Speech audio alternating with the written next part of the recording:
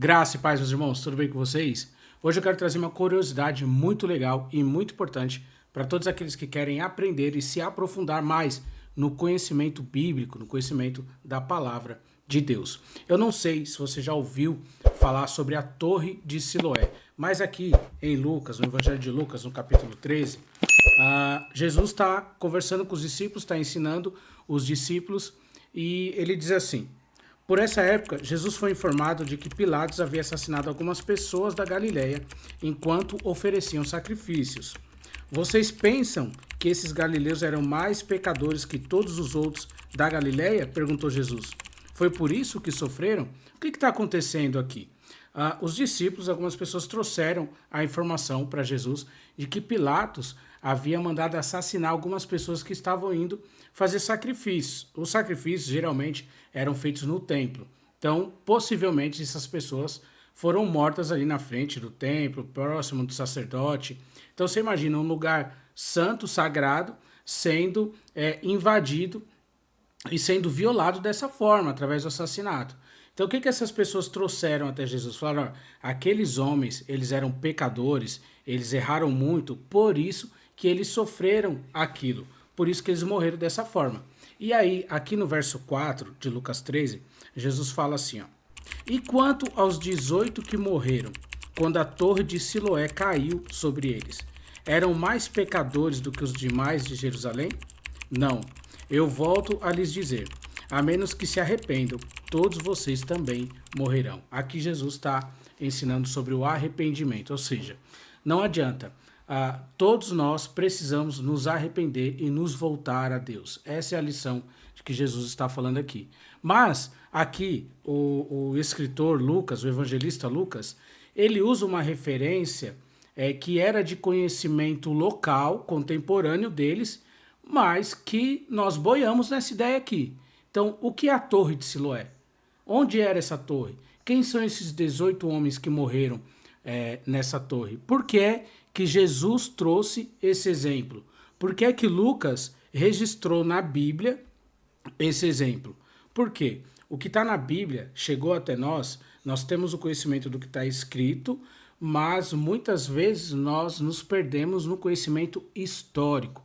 E a Bíblia, ela é também uma fonte histórica. Ela é também usada como uma fonte histórica, porque ela traz conhecimentos fatoriais do que aconteceu naquela época. Então, aqui dentro do meu estudo de arqueologia bíblica na minha faculdade, e dentro das minhas pesquisas que eu vou fazendo, é claro que a gente sempre pesquisa fora aqui dos materiais da faculdade, eu encontrei aqui um vídeo que foi publicado, uma live, na verdade, né, no programa Pânico, aqui na Rádio Pânico, no YouTube. Eu tô aqui com o canal, o Rodrigo Silva tá lá, o arqueólogo e teólogo Rodrigo Silva tava lá, e ele traz aqui uma curiosidade muito legal que eu quero compartilhar com vocês, e aí depois eu comento algo sobre isso. Vamos lá.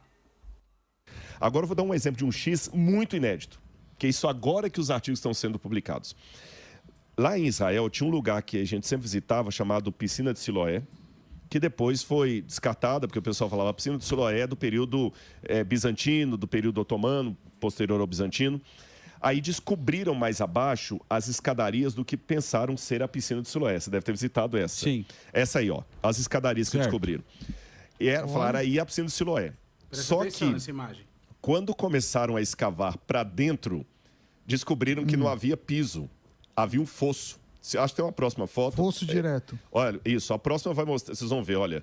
Demorou a escavar, olha o que estava... Olha isso, então eles encontraram, os arqueólogos encontraram ali aquela escadaria, e aí ele vai explicar aqui, eu não vou falar agora, mas é uma escadaria, e aí eles estavam procurando o pátio, né? Porque parecia ali um teatro, alguma coisa assim. Mas eles não encontraram o pátio. Olha o que tinha embaixo dessa escadaria. Aquela escadaria tá acima dessa cobertura que tá aí nessa imagem. Então você tá vendo aí a cobertura, as estruturas, tá acima da cobertura que tá nessa imagem, e a escadaria tá para lá. E ele vai explicar o que era aí embaixo. ali. Caramba. Tudo isso aí estava numa área privada, por isso que eles demoraram a conseguir licitação para escavar. Estão vendo? Não era uma piscina, era um reservatório de água imenso. Isso é muito caceta. inédito. Agora, olha que curioso que eles descobriram. Provavelmente esse reservatório de água era para pegar a água da chuva e abastecer a cidade na época de seca. E aqueles bancos que a gente viu ali? Agora é uma Que é surpresa. tipo a escadinha? Sabe Lembra da primeira imagem lá? Das escadas lá, dos degraus? o que poderia ter ali? Não. Uma piscina romana para fazer batalha naval de verdade. Caramba! Flávio José fala disso. Ele fala que Flávio José falou sobre isso, e eu não encontrei uma referência de Flávio José falando de batalha naval orquestrada ali como entretenimento ao público. Eu encontrei referências de Flávio José falando de batalhas navais, de guerras mesmo. Então, de como que os romanos invadiam as cidades, quais eram ali as estratégias dos romanos para dominar os locais que eles queriam invadir. Eu não encontrei nenhuma referência de Flávio José nem sobre a Torre de Siloé e nem sobre batalha naval orquestrada como entretenimento. Mas Flávio José fala sobre guerras navais. Isso ele fala muito. Porque o Coliseu, por exemplo, de Roma, eles inundavam e Roma fazia isso pequeno. Então, dentro de Jerusalém havia uma piscina, provavelmente, certo, para fazer batalha naval. Por isso que tinha as arquibancadas. Pra turma sentar e assistir, sim. Guardava. Agora tem o pulo do gato. Só isso aqui, 30 segundos. Agora... Isso é contemporâneo da história, tá? Então, quando ele fala assim, provavelmente é porque existiam... as pessoas já faziam isso em lugares próximos e por que não ali? Se ali tinha estrutura, provavelmente era feito daquela mesma forma naquele lugar também. Uma novidade. Eles descobriram... Mostra de novo a última foto, por favor. Da tela. Olha lá. Estão vendo aquela parte, parece tijolos ali em cima, lá no canto? Lá? Bem aqui, ó. Ali era uma torre. Havia 2 torres. E o que eles perceberam? Uma das torres estava intacta desde a época persa e a outra tinha sido derrubada e reconstruída na época romana, que é a época de Jesus. Uma torre em Siloé, que caiu e foi derrubada. Na o que a gente leu aqui. Bíblia, no Evangelho de Lucas, capítulo 10... Capítulo 13, ele errou o capítulo aqui. Tem uma passagem que até há 2 anos atrás eu não saberia explicar para vocês. A partir do final do ano passado e esse ano eu posso explicar. Jesus falou o seguinte: vocês acham que são mais inocentes do que aqueles 18 judeus que morreram com a queda da Torre de Siloé? Caramba, velho. Agora, você sabe que loucura. Agora tem um porquê. Incrível. Então essa é a descoberta que a arqueologia trouxe para elucidar um pouco mais sobre o que está escrito, né? As pessoas erram na colocação das palavras, porque elas falam assim, não, a arqueologia prova a veracidade da Bíblia. Não, é pelo contrário. É a Bíblia que prova que a arqueologia está correta. Então imagina, o cara está lá procurando alguma coisa e ele não sabe o que é aquilo. E aí o que ele vai fazer? Ele vai ler na Bíblia que aquilo que ele achou está correto. Entendeu? Então, a Bíblia é a nossa fonte de conhecimento, de sabedoria e fonte histórica sobre os relatos que estão aqui. Aqui na matéria de arqueologia tem coisas surpreendentes. Por exemplo, vou dar um exemplo aqui, mas não vou falar nada sobre os heteus, que era lá da época dos hebreus, pós-abraâmico, tal, pré-abraâmico, né? A nação dos heteus. Historicamente, em livros de história não tem na Bíblia. Quando encontraram artefatos arqueológicos com a história deles, encontraram o que estava escrito na Bíblia. Então, a Bíblia, ela prova que esses achados são verdadeiros, são reais. E eu quero deixar aqui 2 citações aqui do livro de arqueologia que eu estou lendo. A primeira é de um pesquisador arqueólogo judeu que ele escreveu assim. O nome dele é Nelson Glueck. Ele escreveu assim: pode-se afirmar categoricamente que até hoje nenhuma descoberta arqueológica contradisse qualquer informação dada pela Bíblia. Ou seja, nenhum dos artefatos encontrados na arqueologia contradizeram ou desqualificaram a mensagem bíblica, os tratados bíblicos, a história bíblica.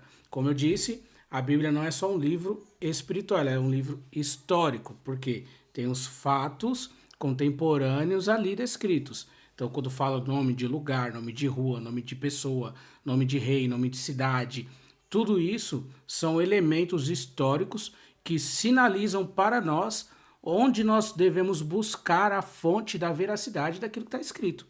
Mas nós precisamos tomar atenção também com essa matéria de arqueologia. Tem outra citação aqui no livro que ele diz assim, ó, diante de tudo isso, devemos nos utilizar da ferramenta arqueológica com as devidas reservas. Nem todos aqueles que adentram esse campo da ciência são necessariamente crentes na Bíblia, sendo muitas vezes seus críticos ferrenhos. Mesmo assim, a arqueologia bíblica é uma disciplina digna da nossa atenção. Queridos, de fato, estudar nunca é demais. Quero convidar você para compartilhar comigo essa trajetória, essa jornada aqui de estudo bíblico, de estudo arqueológico, de estudo dessas matérias incríveis aí. E eu te prometo que tudo que eu achar aqui de interessante eu vou colocar aqui na internet para a gente aprender junto. Juntos nós vamos conhecer e fazer a palavra do Senhor conhecida pelo maior número de pessoas possível. Amém? Deus te abençoe.